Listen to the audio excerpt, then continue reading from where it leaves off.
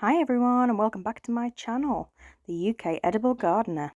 If you're new, I'm basically a young gardener who is trying to be self-sufficient as much as possible, but with a full-time job. And I know a little, but I don't know a lot, so join me on my journey and maybe we can learn together. I also have a Facebook page, a TikTok and an Instagram, all with the same name, the UK Edible Gardener. I would really appreciate if you could go check any of those out. Today I want to start off with talking about potatoes from start to finish. So here are some seed potatoes. This is what they look like. Now you can either buy seed potatoes from a shop or you can just use the potatoes that you may have forgotten about and start sprouting in a bag or a cupboard. We've all been there. Here is just an example of what you can buy in Wilko's. You have the earlies, second earlies, and also the main crop. First earlies you want to plant in March, second earlies you want to plant in sort of mid-April, and then your main crop ones you're going to plant mid-April to May. Now I usually plant the whole potato in, but someone told me to cut them up and just have one eye each, so here I am cutting them up and just having one eye each, and then that increases my crop, hopefully. Let's find out. Now let's talk containers. You don't have to buy anything expensive. Anything that's sort of weatherproof and has drainage holes can grow potatoes. So you could have a compost bag as long as it has drainage holes. You could have rubble bags. You could have a big pot, as long as it has drainage holes and it's going to withstand the weather. The only one that I do not recommend getting is really cheap ones like the ones that you get from Poundland. I mean, look at this. This hasn't even been a year and it's just, well, look at it. Moving swiftly on, I did buy some grow bags from eBay. Here they are. They're not too big, but they do withstand the weather, so they're nice and strong. I have some from 2 years ago that are still in good condition. Here is your potato, or my potato should I say, and we're all ready to pot it up. So what you need to do first of all is, because the drainage holes are in the bottom, don't need to put any crock pots or anything in like you would if you were putting a pot, and just fill it up a couple of inches. And then what we're going to do is place the potatoes in. Now recently, I think it was Monty Don that said only to put 3 in per container about this size. So that's what I've done this year. Please don't fail me. I'm hoping for a really good crop this year. Just put about an inch over the top of that and leave it until you start seeing some shoots growing. And what you're going to do is every time you see some shoots, just what we call earth it up, so add more compost to it, and you're going to do that up until about an inch off the top of your container, and then leave it and harvest. And next I'm going to show you a money saving trick. So here is a shoe rack that I bought from B&M's for £8, and this is a lot cheaper than if you were to buy staging for a greenhouse, but it does pretty much the same job. So I bought it, put it together, which was an absolute pain, got a few injuries from that, but here we are. I actually had to put 2 up, and you might see the string there because what happened is my windowsill isn't quite big enough, so I didn't want it all tipping over and all my seedlings going all over the floor. So I've actually strung it together to hopefully stop it from falling over.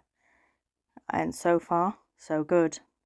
If you've got this far, I would really appreciate if you could like and subscribe to my channel, and I'm trying to put out videos about on a weekly basis, but because life gets in the way, it isn't always a week. So if you hit that notification bell, you won't miss a video.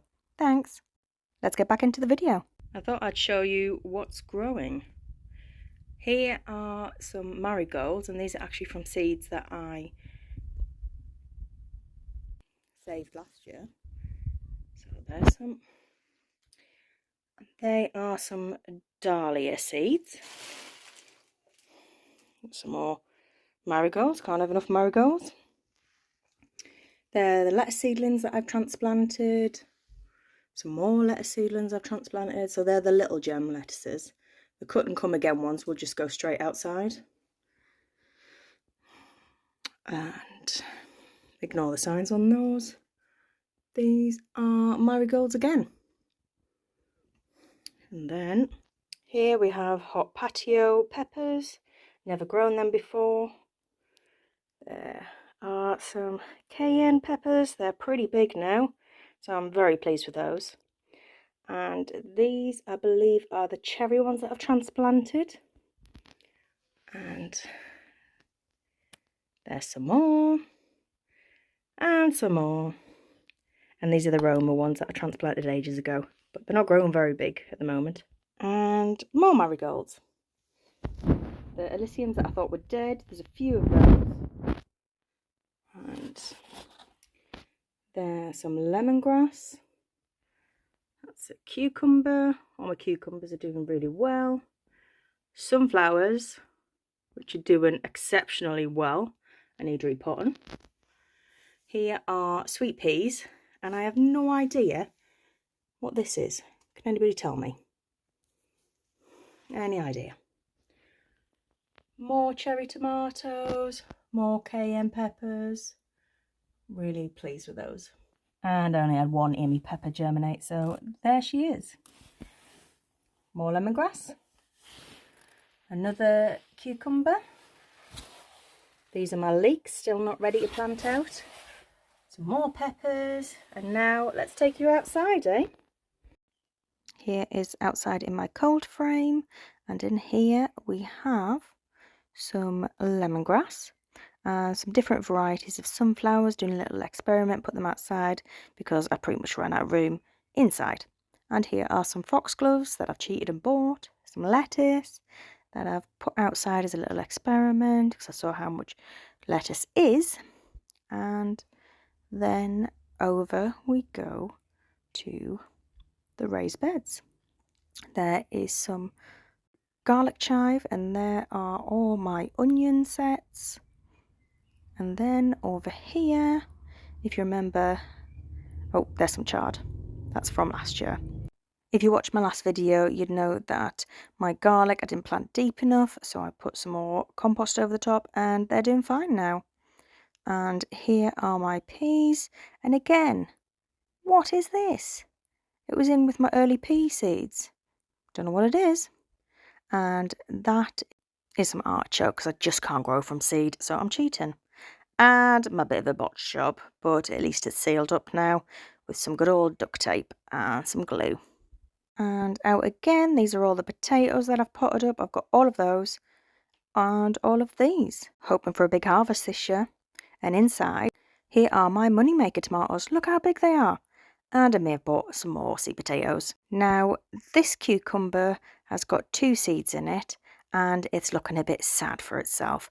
So I thought I'd better repot it. However, when I've repotted cucumbers in the past, they're a bit of a drama queen, and they flop all over the place. So I'm trying to do it as gentle as I can, and as I've posted in my other videos, I've shown you how to transplant things. Just try and gently lift from the roots, separate, and don't touch the stems, just pull by the leaves and pop them straight in. Try not to touch the stem at all, just pat it in around it and prepare for the drama, just to flop all over for the next few days before they perk up. And there we go, hopefully 2 happy cucumber plants. Now I'm going to plant some more cucumber seeds towards the end of April so I can carry on the harvest a bit longer. Oh, I forgot to show you my front garden. So here is my front garden, and I have some hexagonal planters which have still got some carrots in them from last year. And this is typical of me. I often put seeds out, but I forget what I've done and I often don't label them. So here are some seedlings. Now I'm not sure if these are weeds or if I've actually done it. So I'm leaving them in and let's find out. There are some onions because I grew onions in the bed last year and they must have had tiny little onions that have sort of reseeded themselves, so I've just left them there. And some kale. Here I've put in some sort of salad crops to see how they're going to do, and here I've put in some more carrots. Can I just say, wow, look how well my chives are doing. They're awesome. And I gave my mint a bit of a haircut a few days ago, and look how well it's doing now. Now, if you want to grow mint, always, always, always grow it in a pot, because it is so invasive and it will literally take over your garden and you'll be pulling it out for years. Now I'm going to make a couple with some mint leaves that I've picked. I'll see you in the next video. Happy growing!